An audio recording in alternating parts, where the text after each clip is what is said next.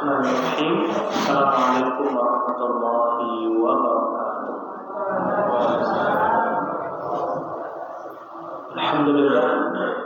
Alhamdulillah rabbil alamin.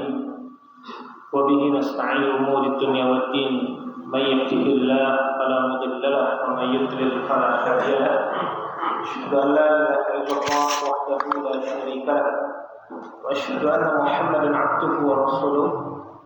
Sallallahu alaihi wa alihi wasallam. La nabi wa la rasul ba'da. Amma ba'd. Qala Allah ta'ala fil Qur'anil Karim. Na'udzu billahi as-sami'il 'alim minasy syaithanir rajim. Ya ayyuhalladzina amanu taqullaha haqqa tuqatih wa la tamutunna illa wa antum muslimun. Bapak Ibu sekalian, rahimani wa rahimakumullah. Kita bersyukur kepada Allah, malam ini kita masih diberikan sehat, panjang umur, masih diberikan kesempatan untuk kita beribadah kepada Allah. Semoga semua ibadah yang telah kita lakukan, yang telah kita amalkan, dan yang akan kita amalkan, mudah-mudahan semuanya diterima oleh Allah Ta'ala insyaAllah. Amin, Allahumma amin. Salam beriring salam, semoga selalu terlimpah curahkan buat Nabi kita Muhammad sallallahu alaihi wasallam. Semoga kita semua mendapatkan syafaat dari Nabi kita SAW nanti di yaumul qiyamah. Kita bisa minum di telaganya dan kita bisa bersama dengan Nabi SAW nanti di surga insyaallah. Amin Allahumma amin. Bapak Ibu sekalian, rahimani wa rahimakumullah. Malam ini kita akan mengangkat satu tema, ya, yang insyaallah untuk pertemuan selanjutnya. Kajian atau tema yang akan kita bahas pada kesempatan kali ini adalah perkara-perkara yang paling dikhawatirkan oleh Nabi kita SAW terhadap umatnya di akhir zaman. Jadi Nabi kita SAW itu adalah paling sayang dan paling cinta kepada umatnya, sehingga salah satu bentuk kecintaan Nabi kita SAW itu terhadap kita adalah selalu mengkhawatirkan keadaan kita, mengkhawatirkan nasib kita, mengkhawatirkan nasib atau keadaan umatnya. Dan Nabi SAW itu menginginkan semua umatnya itu selamat, semua umatnya itu masuk ke dalam surga.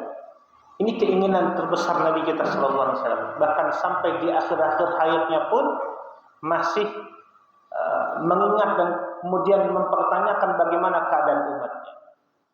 Maka jemaah sekalian, terutama di akhir zaman ini, Nabi sallallahu alaihi wasallam itu sangat mengkhawatirkan, ya, apa-apa yang akan tertimpa kepada umatnya. Karena di akhir zaman itu akan banyak bermunculan fitnah-fitnah yang bisa menyesatkan dan menggelincirkan umatnya dari kebenaran, ya, menjauhkan dari petunjuk yang telah dibawa oleh Nabi SAW.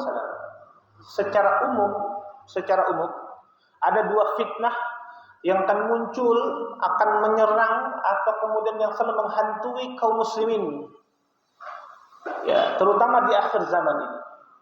Dua fitnah itu adalah fitnah syahwat dan fitnah syubhat. Ya, fitnah apa? Fitnah syahwat dan fitnah syubhat. Ini sangat berbahaya. Sekarang banyak bermunculan pandangan, paham-paham yang kadang-kadang membuat umat itu menjadi bingung.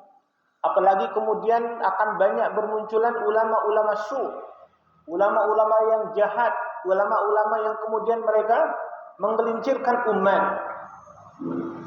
Akan banyak syubhat-syubhat yang akan muncul. Ya, mungkin baru-baru ini juga kita pernah mendengar ada seorang tokoh yang ditokohkan, yang banyak pengikutnya, tokoh agama juga, yang mengatakan umrah itu nggak perlu ke Mekah, cukup kemudian ke Amerika saja. Ke Amerika pun dia ke gereja. Ini jamaah yang sadar, ini terjadi, gitu ya. Dan di negeri ini luar biasa fitnah syubhat itu luar biasa, ya. Karena di negeri kita ini kan luar biasanya apa-apa yang muncul yang baru itu dikagumi, sesuatu yang Dilihat itu bukan lihat pemahamannya, keilmuannya, tapi dilihat banyaknya pengikutnya. Gitu. Karena itu yang dilihat. Gitu. Maka jemaah yang dimuliakan Allah ini kita perlu hati-hati. Ya. Makanya kita lihat setiap ada orang yang mengaku nabi, mesti ada pengikutnya. Setiap ada yang mengaku malaikat, ya ada pengikutnya. Yang ngaku Imam Mahdi, ada juga yang percaya. Yang ngaku Tuhan, ada juga yang percaya. Dan polisi kita di Indonesia ini cukup luar biasa. Pernah nangkap Tuhan, nangkap polisi, nangkap Nabi, nangkap Imam Mahdi, dan nangkap malaikat Jibril. Ini luar biasanya polisi kita di Indonesia ini luar biasa. Saat Tuhan pun ditangkap gitu ya. Jadi jangan, karena aneh negeri kita ini gitu ya. Kok ada yang ngaku Tuhan kok masih percayanya gitu. Masih percaya gitu. Ngaku Nabi kok nama Suyuti kan enggak keren gitu loh. Nabi kok Suyuti gitu kan. Ada yang nama Cecep kok ngaku nabi gitu kan, enggak lucu begitu kan. Kurang keren lah Nabi Cecep gitu kan. Jadi jangan salah. Ini luar biasa kesesatan. Nah, fitnah syubhat ini ya, hanya bisa kita lawan dengan apa? Dengan ilmu. Ya. Fitnah syubhat itu ada bisa kita lawan dengan ilmu. Karena adalah pemikiran, pandangan yang kemudian yang menyesatkan. Ya. Maka kalau kita tidak punya ilmu, tidak membentengi diri kita dengan ilmu, akan mudah sekali kita disesatkan. Tapi kalau kita punya ilmu, punya pemahaman yang baik, akidah yang baik, belajar akidah yang baik, tauhid kita benar, ya. Lalu kemudian pemikiran kita juga benar, wah insya Allah kita akan lebih terjaga. Dan fitnah kedua adalah fitnah syahwat. Dan yang hanya bisa kemudian menyelamatkan kita dari fitnah syahwat ini adalah kesabaran. Ya. Nah, luar biasa di akhir zaman ini kemudian fitnah-fitnah syahwat luar biasa yang terkadang mengganggu dan kemudian menggoda syahwat kita. Maka yang bisa untuk menjaga diri kita adalah dengan bersabar, agar kita tidak terkena atau terjerumus kepada fitnah syahwat itu. Maka ini yang dikhawatirkan oleh Nabi kita SAW kalau umatnya terkena fitnah. Nah, ini yang kemudian yang harus kita perlu kemudian kita jaga diri kita. Dan Nabi SAW itu sangat sayang kepada kita, sangat cinta kepada kita, ya, dan selalu mengkhawatirkan keadaan kita. Makanya Nabi SAW dalam pertemuan ini kita akan bahas apa saja yang dikhawatirkan oleh Nabi kita SAW menimpa umatnya. Apa saja yang dikhawatirkan, ya. Yang pertama, ya, kita cepatkan ya, jangan salah. Yang pertama yang dikhawatirkan oleh Nabi SAW itu apabila umatnya terkena penyakit yang disebut dengan dalam hadis itu dikatakan syirik khafi atau disebut dengan riyanya umatnya dalam beramal. Sebagaimana sampaikan dari Mahmud bin Labid, ya, bahwa Nabi SAW itu pernah bersabda, ya, inna akhwafa mimma akhafu alaikum asyirkul asghar. Kata Nabi SAW, sesungguhnya yang paling aku khawatirkan dari kalian umatku adalah asyirkul asghar, adalah syirik kecil. Ya. Maka mereka bertanya, qalu wama syirkul asghar ya Rasulullah? Apa yang dimaksud dengan syirik kecil itu ya Rasulullah? Maka Rasulullah SAW menjawab, adalah ar-riya. Yaqulullahu azza wa jalla, ya, lahum yawmal qiyamah idza juzziya an-nas bi a'malihim idhhabu ila alladhina kuntum tura'una fid dunya fanzuru hal tajidu indahum jazaa. Ya. Dikatakan riya, dikatakan Nabi itu adalah yang disebut dengan syirik kecil itu adalah riya. Di mana Allah Azza wa Jalla berfirman kepada mereka pada hari kiamat saat orang-orang diberikan balasan atas perbuatan amalan mereka, maka Allah berkata kepada orang-orang yang riya dalam amalnya itu, temuilah orang-orang yang dulu engkau perlihatkan amalanmu di dunia, Ya, mintalah balasan dari sisi mereka. Jadi ria itu adalah memperlihatkan, menampakkan amalan kita kepada orang lain agar orang lain memuji dan menyanjung kita. Dan Nabi SAW sangat mengkhawatirkan kalau umatnya terkena penyakit ria ini. Ya, karena banyak sekali orang-orang tatkala orang melihatnya dia rajin ibadah, bagus ibadahnya. Ibaratnya sholatnya bagus, kelihatan khusyuk, takbirnya sempurna, ya. Bacaannya bagus, misalkan Allahu Akbar. Tapi giliran sendiri Allahu Akbar. Ya. Jadi kadang-kadang tuh gitu. Jadi memang niat kita ini betul-betul perlu dijaga. Maka Rasulullah SAW itu pernah memberikan nasihat kepada Abu Dzar Al-Ghifari. Ya. Salah satu nasihat yang diajarkan oleh Rasulullah SAW kepada Abu Dzar Al-Ghifari itu jaddidis safinah fa innal bahra ta'ud. Ya. Wahai Abu Dzar, ya, perbaikilah kapalmu karena lautan yang akan engkau seberang itu amatlah dalam. Nah, para mufassir memaknai ini adalah perbaikilah, jagalah niatmu. Karena rintangan-rintangan dalam kita beramal itu sangatlah banyak. Syaitan tidak akan pernah tinggal diam melihat kita itu taat.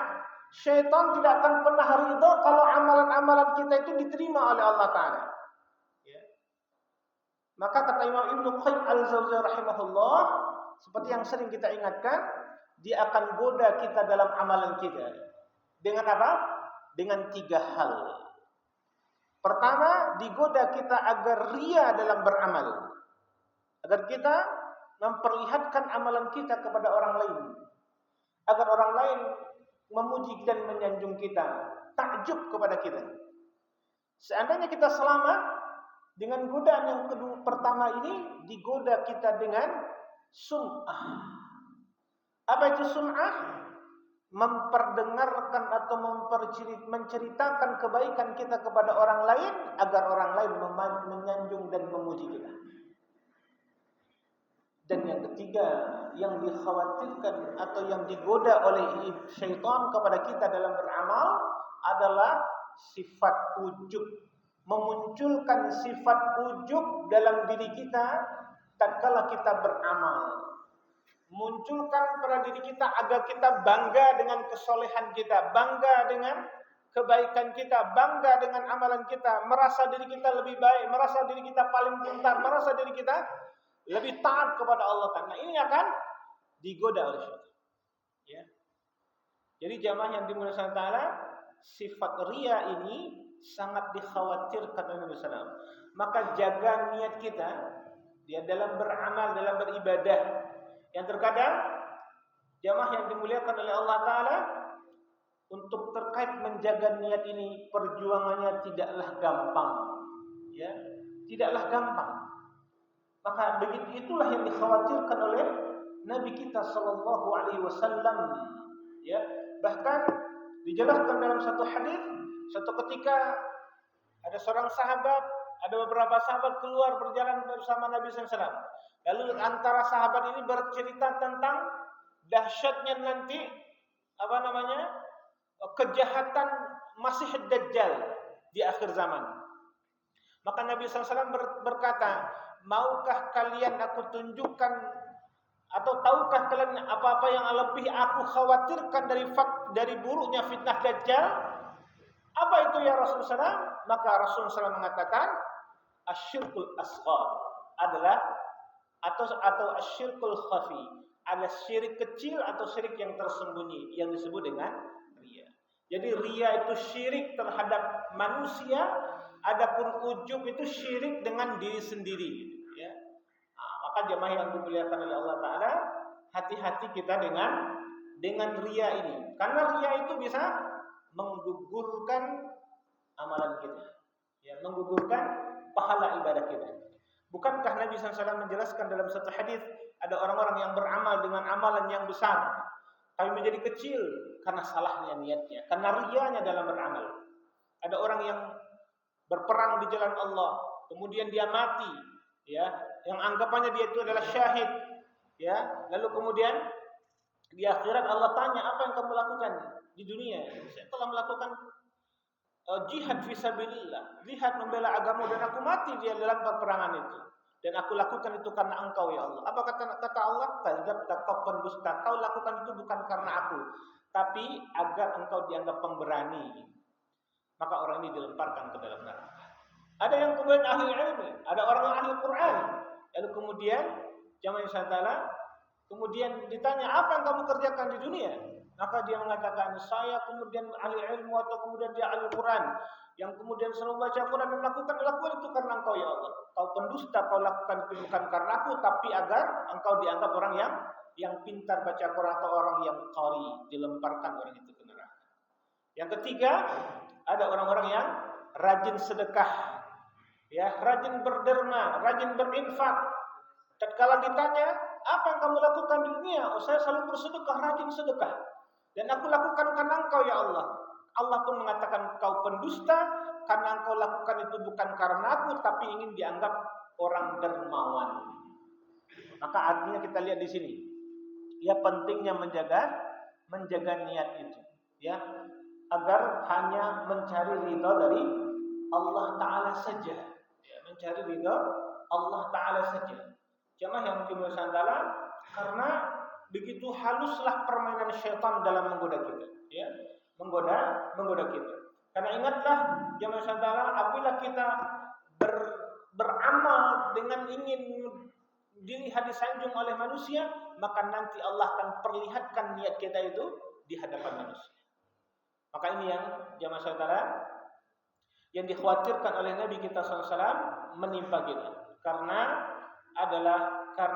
penyakit riya yang muncul dan tumbuh pada diri kita dalam kita beramal kepada Allah Subhanahu wa Ta'ala. Maka jamaah Allah, hati-hatilah kita dengan perkara yang dikhawatirkan pertama dari Nabi SAW kepada kita adalah riya. Nah, jamaah yang saya tahu. Dan yang kedua, yang dikhawatirkan oleh Nabi kita SAW menimpa kita adalah bermunculannya, ya, orang-orang munafik yang pintar dalam berkata-kata.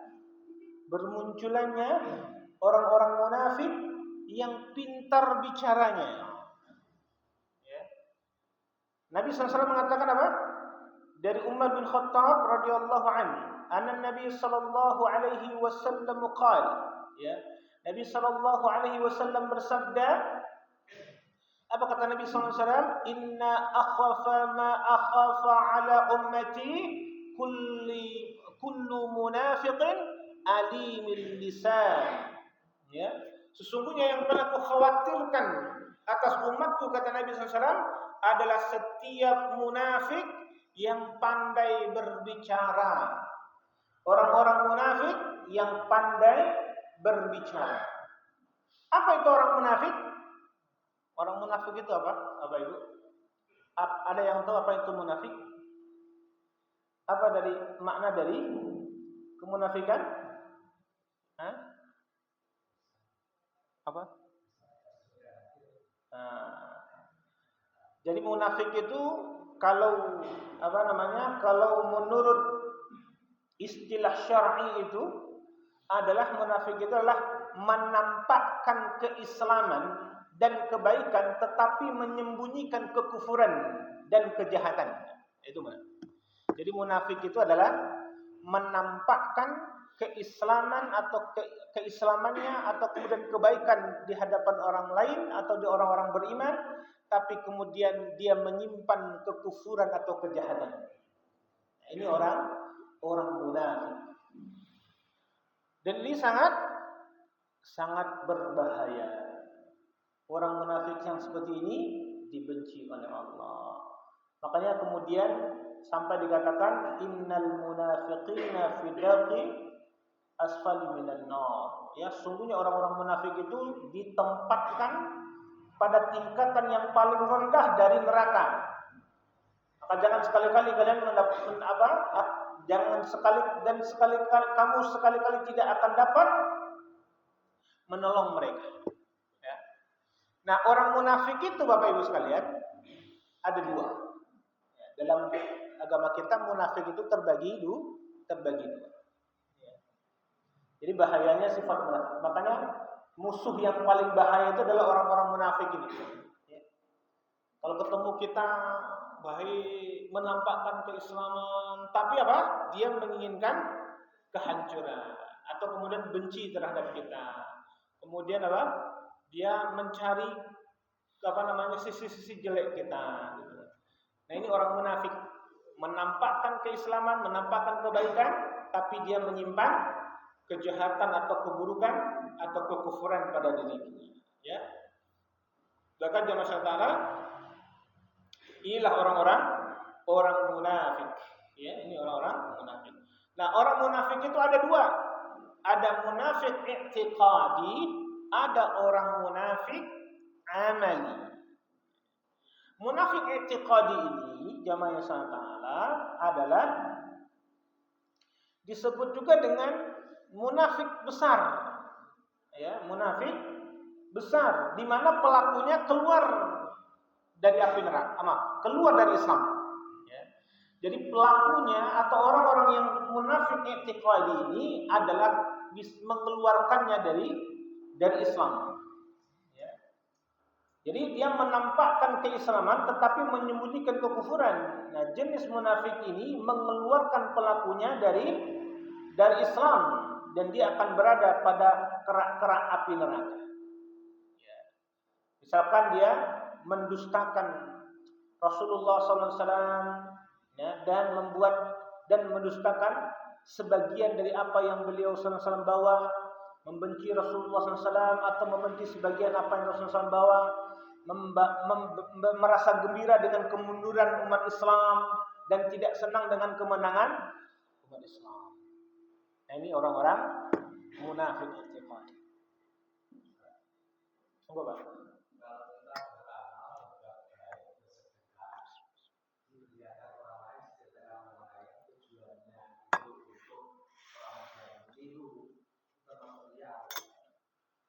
Nah, kalau kita bersedekah atau melakukan kebaikan, berinfak, nah niat kita ingin memotivasi orang lain, maka itu tidak termasuk sum'ah atau tidak termasuk riya. Karena niat kita ingin mengajak atau menghimbau orang lain agar orang lain juga ikut bersedekah berinfak. Itu nggak apa-apa, asalkan niat kita dijaga. Ya. Niat kita dijaga memang betul-betul untuk mendorong atau memotivasi orang lain untuk beramal atau untuk bersedekah. Itu nggak apa-apa. Ya. Asalkan niat kita hanya itu. Kalau niat kita itu menceritakan ingin dipuji dan disanjung, nah itu yang disebut dengan riya atau nantinya sum'ah tadi. Jadi nggak apa-apa kalau misalkan niat kita ingin memotivasi orang lain dengan bersedekah itu, boleh-boleh saja, nggak apa-apa. Gitu. Oke, baik ya. Jadi kita lanjut sebentar. Jadi munafik itu adalah munafik i'tiqadi, adalah munafik dalam hal masalah keyakinan. Jadi orang munafik i'tiqadi ini adalah munafik yang sangat berbahaya. Ya, ibaratnya apa? Musuh dalam selimut, menggunting dalam lipatan, mungkin istilahnya Jadi di depan kita menunjukkan kebaikan, keislamannya. Ya, makanya kalau kita lihat di dalam Al-Qur'an surah Al-Baqarah dari ayat yang ke-8 sampai yang ke-13 itu menjelaskan tentang perilaku orang-orang munafik i'tiqad. Ya. Dia mengatakan di hadapan orang beriman, dia mengatakan dia juga dirinya beriman, tapi dia malah sebenarnya kekufur. Jadi jangan salah, hati-hati. Ya. Kalau di hadapan kita kelihatan dia mengatakan dianya baik, dia cinta Islam, tapi kalau dia kembali kepada syaitan-syaitan mereka, kelompok-kelompok mereka, dia akan mengatakan saya itu cuma guyon aja, saya cuma bercanda aja. Hati saya juga tetap ingin benci juga terhadap Islam. Nah, ini hati-hati. Ya. dan bahayanya orang-orang munafik. Dan ini yang dibenci juga oleh Rasulullah, dan ini juga yang kemudian Rasulullah SAW sangat berhati-hati. Bahkan terjadinya kekalahan umat Islam di perang Uhud pun juga gara-gara orang-orang munafik. Ya. Ada kenakalan munafikan itu. Maka hati-hati ya dengan orang-orang munafik ini. Makanya kita perlu hati-hati. Dan yang kedua ada yang disebut dengan munafik amali. Jadi ada dua, munafik i'tiqadi, munafik dalam urusan keyakinan, akidah, ini mengeluarkan dari Islam, yang dia menampakkan kebaikan, menampakkan keislamannya di hadapan kita, tapi menyembunyikan kekufuran, ya, menyembunyikan kekufuran. Maka ini sangatlah berbahaya. Jangan salah, dan ini mengeluarkan dari Islam, munafik i'tiqadi ini. Ada munafik yang kedua adalah munafik amali, ya, yaitu jamaah yang dimuliakan oleh Allah Taala, munafik dalam perbuatan, yaitu melakukan sesuatu yang merupakan perbuatan orang-orang munafik, tetapi dia tetap ya ada iman di dalam hati mereka. Nah, jenis munafik ini tidak mengeluarkannya dari Islam, tetapi merupakan wasilah atau perantara kepada yang demikian itu. Jadi pelakunya berada dalam iman dan juga ada kemunafikan pada dirinya. Dan inilah kemudian hadis yang sering kita dengar, ayatul munafik salasah. Ciri orang munafik itu ada 3. Idza haddatsa kadzdzaba wa idza wa'ada akhlafa wa idza tumina khana.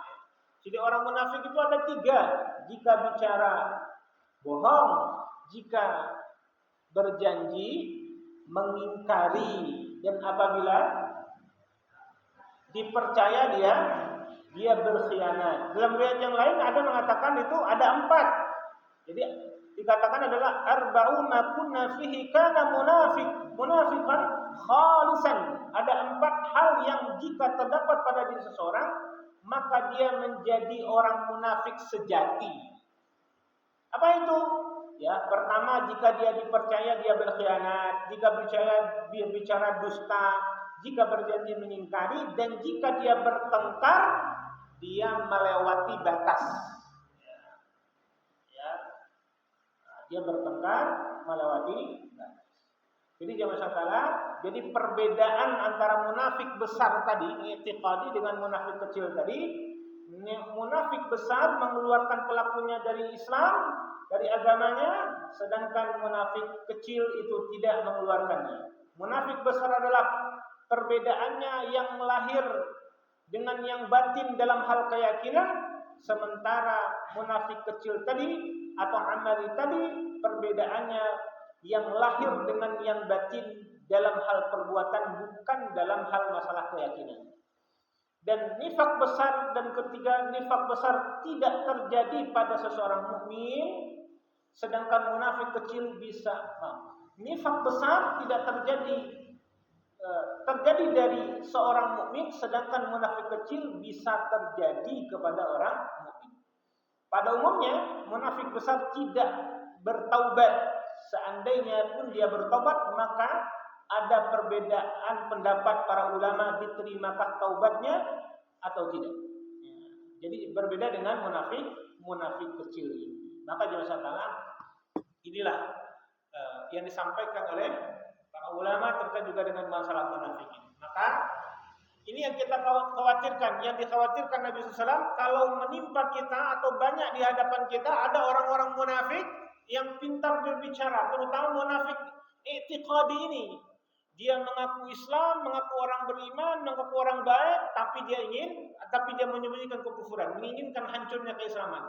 Jadi dia mengadu domba antara kelompok satu dengan kelompok yang lain dalam Islam, antara golongan satu dengan golongan yang lain dalam Islam, sehingga umat Islam ini menjadi berpecah belah. Itu senang banget tuh orang-orang munafik itu.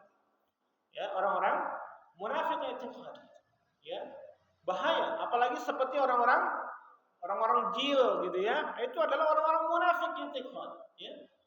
Dia sangat membenci sekali sebenarnya. Kalau ada Islam yang kemudian Islam itu bersatu, dia nggak senang. Tapi kalau Islam itu berpecah, dia senang. Ya. Inilah kita bahaya bahayanya dengan kalau ada orang-orang munafik yang pintar berbicara, maka kemudian ini yang sangat mengkhawatirkan kita. Dan Nabi SAW sangat khawatir kalau kita terkena atau berjumpa dengan orang-orang munafik i'tiqadi, atau orang-orang munafik ini. Jadi yang pertama yang dikhawatirkan Nabi menimpa umatnya apa tadi? Apa? Kalau kita atau umatnya kena penyakit apa? Riya dalam beramal. Ya. Karena untuk menjaga niat itu sangat terkadang butuh perjuangan untuk menjaga niat, untuk ikhlas itu. Salah satu untuk melatih diri kita itu bisa ikhlas atau latihan ikhlas itu apa? Sering-seringlah untuk melaksanakan amalan-amalan yang tersembunyi, yang sifatnya sirriyah. Ini untuk melatih diri kita untuk bisa untuk ikhlas juga. Ya, gak ada orang yang melihat, gak ada orang. Tapi kalau kita sendiri pun kadang-kadang ada juga godaan syaitannya apa? Khawatirnya kita digoda juga menjadi orang yang ujub, gitu. Merasa diri kita lebih baik, paling soleh gitu kan, tahajud gitu ya. Kayaknya jadi puro ini yang bangun tahajud cuma saya aja ini kayaknya. Ini hati-hati ya. Kalau ada perasaan itu, jangan salah ya. Yang kedua yang dikhawatirkan Nabi SAW adalah apabila kita berjumpa atau banyaknya orang-orang munafik yang pandai dan pandai berbicara. Ya. Kemudian yang dikhawatirkan Nabi SAW selanjutnya adalah banyaknya bermunculan tokoh-tokoh yang menyesatkan, tokoh-tokoh agama, tokoh-tokoh panutan yang menyesatkan, ya. Sebagaimana dikatakan An Thauban radhiyallahu anhu, qala Rasulullah sallallahu alaihi wasallam, "Innama akhafu ala ummati al-a'immatal mudillin." Yang dikhawatirkan, yang aku khawatirkan atas umatku adalah bermunculannya tokoh-tokoh agama atau pemimpin-pemimpin yang menjadi panutan kemudian tapi menyesatkan umat. Ini yang bahaya. Ya. Dalam riwayat yang lain dikatakan dari Ziyad bin Jadir, ya, dia berkata Umar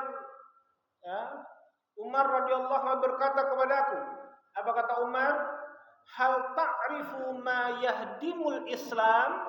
Apa kata Umar bin Khattab bertanya kepada Ziyad bin Jadir radhiyallahu anhu, dia berkata, apa kata Umar? Tahukah kalian apa saja hal-hal yang bisa merobohkan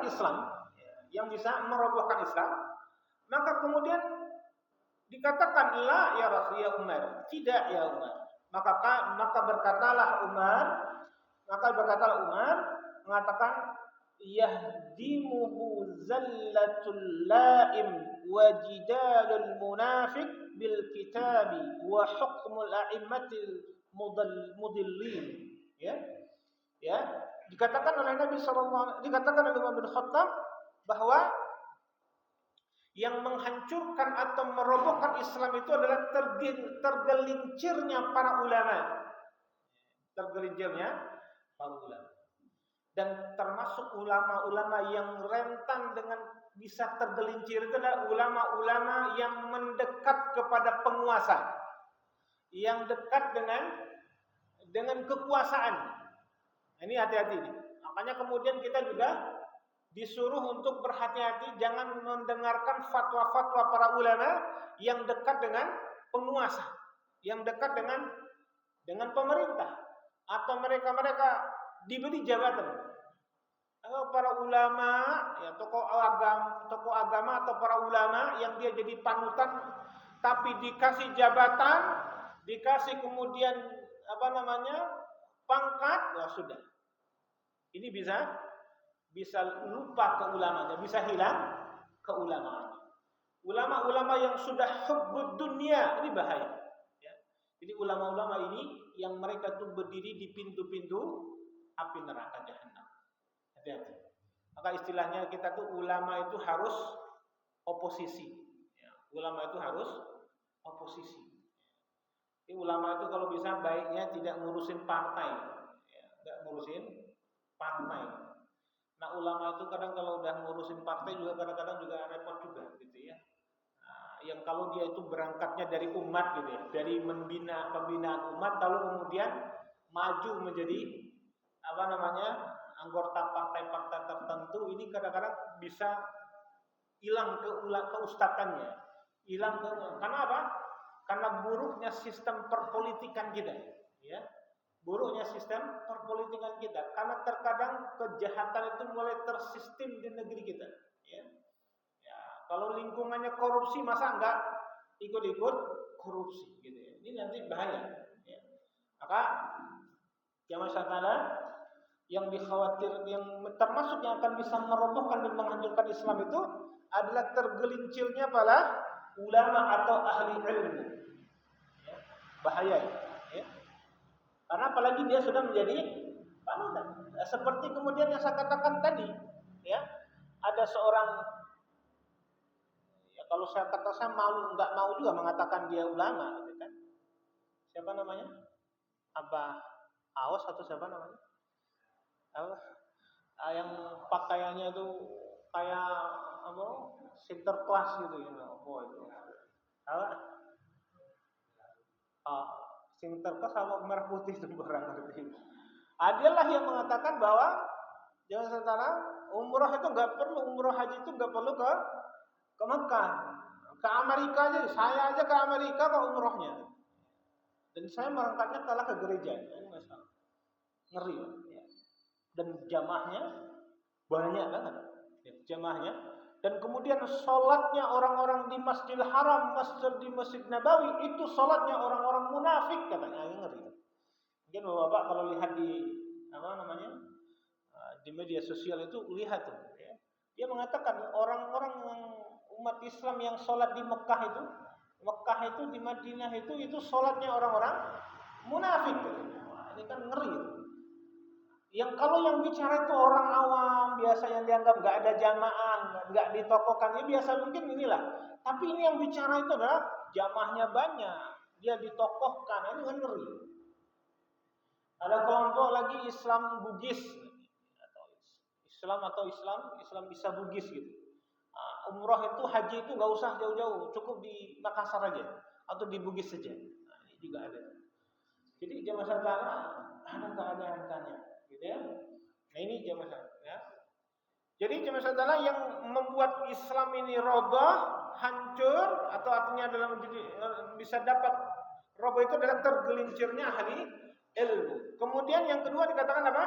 Wajidalul munafik, ya, bil kitab, ya, yaitu kepintaran orang-orang munafik dalam bersilat lidah dengan Alkitab, ya, dengan kitab.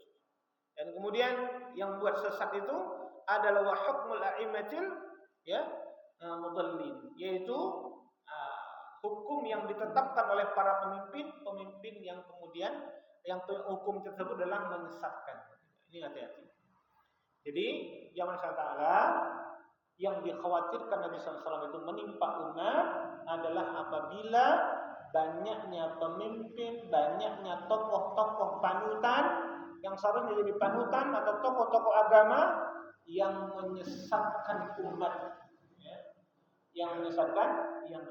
Ini yang dikhawatirkan oleh Nabi kita Sallallahu Alaihi Wasallam menimpa kita. Jadi yang pertama adalah riya, yang kedua adalah munafik yang pintar berbicara, dan yang ketiga adalah, ya, bermunculannya tokoh-tokoh atau pemimpin-pemimpin yang menyesatkan umat, ya, yang menyesatkan umat. Nah, ini yang dikhawatirkan oleh Nabi SAW. Dan yang selanjutnya, yang keempat, yang dikhawatirkan Nabi SAW itu adalah merajalelanya perilaku homoseksual atau lesbian. Makanya dari Nabi SAW, dari Muhammad bin Aqil, ya, lalu dia mengatakan annahu sami'a Jabir yaqulu qala Rasulullah sallallahu alaihi wasallam, ya, dia mendengarkan Jabir berkata Rasulullah SAW pernah bersabda, ya, inna akhwafa ma akhafu ala ummati amalu qaumin Lut, ya, Sesungguhnya yang paling kukhawatirkan terjadi di kalangan umatku nanti, kata Nabi SAW apa? Perilakunya banyaknya sudah bermunculannya perilaku kaum Lut. Ya, kaum Nabi Lut. Apa itu? Homoseksual, lesbian, atau kita istilahnya di Indonesia itu LGBT gitu ya. Bermunculan tuh.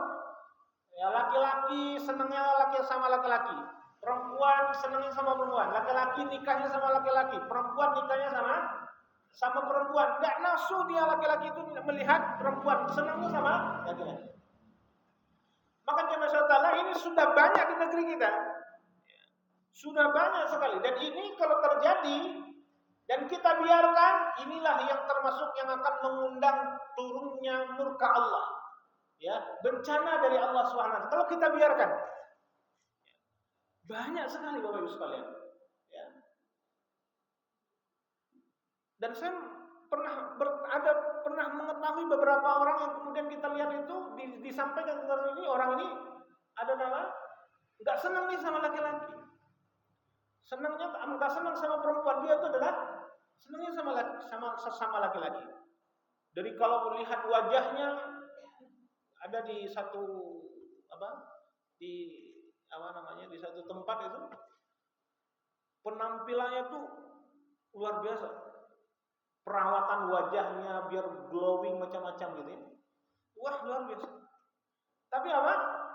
Ternyata dia penyuka sesama jenis. Dan juga hati-hati juga kita kemudian yang sering ikut gym fitness itu. Jangan dikira laki-laki yang ototnya keker itu pasti kemudian itu luar biasa jantannya. Enggak, banyak juga yang kemayu-kemayu itu. Hati-hati. Jadi jamaah yang salah bahaya. Nah, seorang ulama pernah mengatakan, ya, yang menyampaikan kepada kami, orang yang kalau kena penyakit LGBT itu, misalnya laki-laki kok keperempuanan kok laki-laki kok kemayu, ngomong kok begindang-begindang, akika-akika begitu ya. Nah, itu biasanya ada jin perempuan yang ada di tubuhnya. Kalau ada perempuan kok kejantanan dan kemudian dia merasa dirinya itu adalah laki-laki, itu ada jin laki-laki yang ada di tubuh. Nah, salah satu pengobatan untuk orang-orang yang kasus LGBT itu atau kemudian gay, lesbian itu adalah dengan cara diruqyah. Harus kemudian dikeluarkan setannya itu. Dikeluarkan setannya itu yang mengganggunya. Makanya perlu juga mencari lingkungan yang baik. Adalah kalau misalkan jenengan lihat kok kemudian laki-laki kalau naik motor boncengan kok pelukan gitu ya, hanya hati-hati itu. Kalau jalan kok pegangan tangan tuh, ya. Hati-hati tuh. Ya.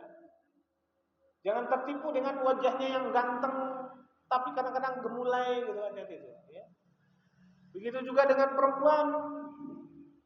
Ya. Jadi yang masalah ini yang dikhawatirkan Nabi SAW. Kalau bermunculan atau banyaknya gay atau artinya adalah kaum Lut, ya, seperti kaum Lut. Dan ini sangat mengkhawatirkan. Dan di negeri kita banyak. Beda kemudian di Amerika, beda misalkan di Eropa itu sudah dilegalkan laki-laki nikah sama laki-laki itu biasa. Perempuan sama nikah sama perempuan itu sudah biasa. Tapi di negeri kita jangan sampai ini terjadi. Ini baru saja tadi ya saya lihat itu ada seorang guru kepergok sama polisi di kamar mandi sekolah, lagi anak muridnya laki-laki ini pak guru sama muridnya laki-laki lagi buka baju tuh sama laki-laki.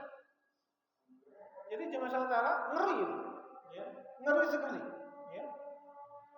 Dan ini sudah banyak di negeri kita. Sudah ada kelompok-kelompoknya, sudah banyak ada pokoknya ibaratnya itu grupnya tuh udah banyak gitu. Jadi sangat berbahaya kalau terkena kepada generasi-generasi kita. Maka anak-anak kita perlu diperhatikan pergaulannya. Anak kita kok dia disuruh nikah kok nggak mau gitu kan. Ada kasus itu ya. Ada kemudian, ini kejadian betul nih. Saya kenal orangnya gitu. Saya kenal orangnya, ya maksudnya saya kenal dan tahu orangnya. Jadi dia nikah. Dia menikah nih, dia laki-laki yang termasuk saya kenal itu dia laki-laki. Ya ini kelihatannya penglihatannya atau sosoknya laki-laki, menikahlah dengan seorang perempuan. Dan saya melihat tuh menikahnya itu sekarang menghilangkan kecurigaan orang banyak saja, karena orang sudah mulai curiga juga. Nah, selama sudah setahun menikah, nah istrinya itu nggak diapa-apain. Akhirnya istrinya nangis ya, sedih juga, ngadu lah sama keluarganya. Ini ada apa nih? Kok laki-laki suami saya selama sudah setahun saya menikah, saya nggak pernah disentuh. Nah, laporlah kepada, akhirnya dia digugat, istrinya gugat cerai gitu kan. Nah, ternyata memang karena dia pecinta sesama, dia buka rumah, dia bikin kos-kosan, kontrakan, itu dia pilih lah. Yang boleh ngontrak itu laki-laki yang ganteng. Ini dia laki-laki yang punya nih, yang ganteng, yang kulitnya putih, mulus, yang mungkin kalau yang glowing, nah itu diseleksi Pak. Nah itu biasa diajak makan, diajak ngobrol, nanti ya di konon kabarnya pegang-pegang gitu ya. Ya, makanya kalau ada lihat nih, ada tetangga atau mungkin ada keluarga yang punya gelagat-gelagat seperti itu gitu ya. Udah sekian lama disuruh kok nggak mau, disuruh ini kok nggak mau gitu kan. Nah, ini perlu dipertanyakan. Jangan-jangan pecinta sesama jenis. Ini yang kita khawatirkan. Makanya ini dan juga Nabi SAW mengkhawatirkan kalau bermunculannya ini. Karena kalau ini kita biarkan, itu akan mengundang datangnya bencana Allah. Ya, maka perlu segera diatasi. Ya. Maka jemaah sekalian, inilah beberapa yang dikhawatirkan Nabi SAW kepada kita. Jadi yang pertama adalah adanya sifat umatnya terjangkit sifat ria dalam beramal, senantiasa suka memperlihatkan amalnya kepada orang lain. Yang kedua adalah banyaknya orang-orang munafik yang pintar berbicara ingin menghancurkan Islam. Kemudian adalah banyaknya tokoh-tokoh atau pemimpin yang menyesatkan atau menggelincirkan umat. Dan yang keempat adalah merajalelanya perilaku homoseksual atau lesbian. Ini dulu yang bisa disampaikan. Insyaallah kita akan lanjutkan karena ada beberapa yang dikhawatirkan Nabi SAW menimpa umatnya di akhir. Semoga Allah selalu mencintai kita dan merahmati kita dan menjaga kita dari perkara-perkara yang merusak akidah kita, yang merusak agama kita dan anak-anak dan keturunan kita insyaallah. Dan semoga kita istiqamah dalam iman Islam kita sampai akhir hayat kita dan kita tinggalkan dunia ini dalam akhir hidup yang baik, yaitu husnul khatimah. Amin Allahumma amin. Subhanakallahumma wa bihamdika asyhadu an la ilaha